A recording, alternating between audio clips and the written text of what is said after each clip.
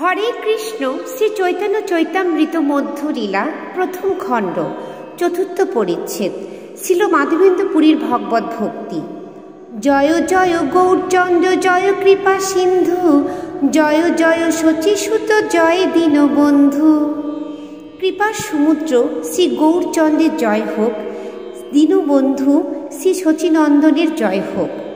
জয় জয় নিত্যানন্দ জয় অদ্বৈত চন্দ্র জয় শিবাসাধি জয় গৌর ভক্তবৃন্দ।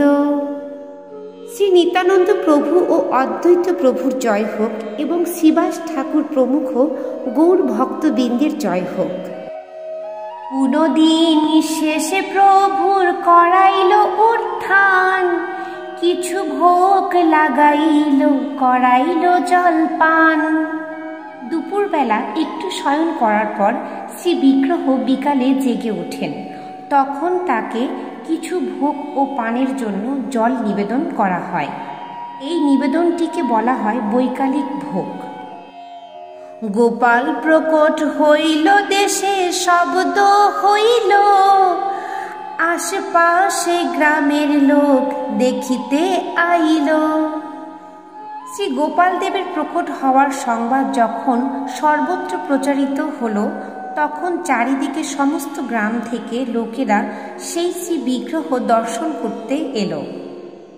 এক এক দিন এক এক গ্রামে লইল মাগিয়া, অন্নকূট করে সবে হর্ষিত হইয়া।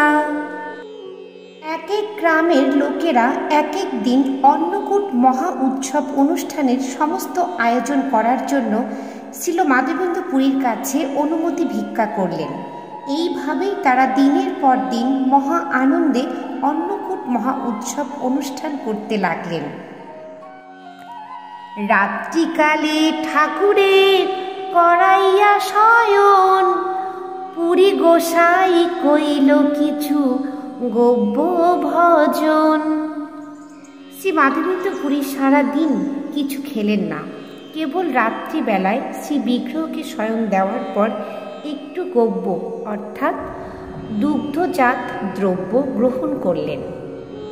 প্রাতকালে পুনত ইচ্ছে করিল সেবন, অন্ন লইয়া এক গ্রামের আইল লোকজন।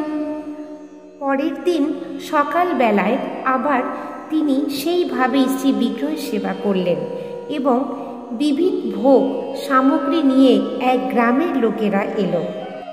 অন্ন ঘিত দধি দুগ্ধ গ্রামে যত ছিল, গোপালের আগে লোক আনিয়া ধরিল।